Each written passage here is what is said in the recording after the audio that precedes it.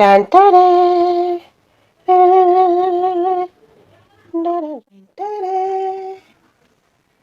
এটা কি বলো তো বন্ধুরা? কি মনে হচ্ছে আমি একছড়া মুক্ত নিয়ে দাঁড়িয়ে আছি, গলায় হার বানিয়ে পরবো? না না না না না না, এটা এক ধরনের পিঠে, এর নাম হচ্ছে রসপুলি। শুধু পুলিগুলো তৈরি হয়েছে, এর মধ্যে দেওয়া হয়েছে নারকেল, সুজি আর চিনি এবং দুধ। ঠিক আছে, এই চারটে উপকরণ দিয়ে পুলিগুলো তৈরি করেছি। এরপর আরও অনেক কিছু বাকি আছে। অ্যাকচুয়ালি ভেবেছিলাম যে পিঠে টিঠে বানাবো না, আজকে পৌষ সংক্রান্তি, একটু তো নতুন করে কিছু বানাতেই হয়। তো লাস্ট 2 বছর যেমন করেছিলাম ভগবানের উদ্দেশ্যে, মানে আমার পুচুকে একটু পায়েস করে দিয়েছিলাম, তাই করব। কারণ পিঠে খাবেটাকে, অরূপ তো বাইরে আছে, আর মিমি তো পিঠে পায়েস খুব একটা ভালোবাসে না। আর অরূপ যেটা ভালোবাসে পাটি সাপটা, সেটা অরূপকে যাওয়ার আগের দিন বানিয়ে খাইয়েছি, প্লাস বানিয়ে দিয়েছে, সঙ্গে করে নিয়েও গেছে। তো ভেবেছিলাম করবো না, কিন্তু লাস্ট 2 বছর কি করে পিঠে টিঠে বানাইনি, পায়েস করেছি, এসবই করেছি। তো ভাবলাম যে ঠিক আছে চলো, একটু অন্যরকম পিঠে বানাই, যেটা মেয়ের হাতে ভালো লাগবে। এই পিঠেটা মেয়ে খায়নি, মিমি খায়নি আগে করে দিন। তো ভাবলাম যে অল্প করেই বানাই, দেখা যাক মিমি আদৌ খাবে কি খাবে না, আমি তো জানি না। আজকে একটা ট্রায়াল হোক, যদি খায় পছন্দ হয় তাহলে অরূপ আসলে একদিন বেশি করে বানানো যাবে। আসলে বিষয়টা হচ্ছে যে এই যে আমাদের রিচুয়ালসগুলো, এই যে পৌষ সংক্রান্তি, পৌষ পার্বণ বা বিজয়া সম্মিলনী, বা এই সমস্ত রিচুয়ালসগুলো, এগুলো না মানে এগুলো সংসারে সৌভাগ্য ডেকে আনে। তো এই রিচুয়ালসগুলো কিন্তু পালন করা উচিত।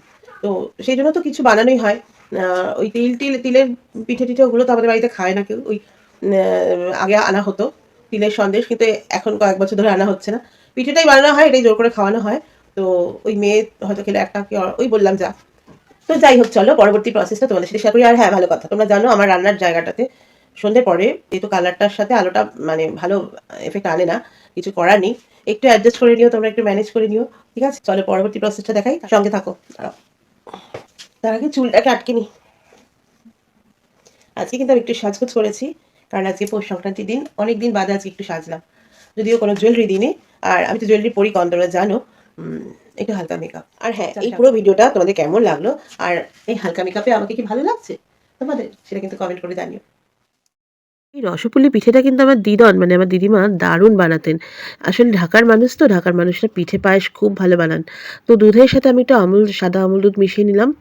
আর দেখো, দুধটা খুব ভালো করে জাল দিয়ে দিয়ে একদম ঘন করে নিতে হবে।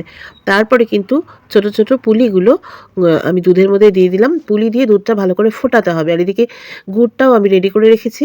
তো দেখো, পুলিগুলো ফুলে ফুলে একদম রসগোল্লার মতো হয়ে গেছে, দেখেই বুঝতে পারছো যে পুলিটা কিন্তু ভালো মতো সিদ্ধ হয়ে গেছে দুধের সাথে, সেই সাথে দুধটাও ঘন হয়ে গেছে। এবার গ্যাসটা সিম করে গুড়টা ঢেলে দাও, ব্যাস সুস্বাদু রসপুলি রেডি। আবার এরপরে কাজ হচ্ছে মিমিকে টেস্ট করানো, দেখি আমার মেয়ের কেমন লাগে। আর তোমরাও বানিয়ে খেয়ে দেখো, আশা করি তোমাদের দুর্দান্ত লাগবে।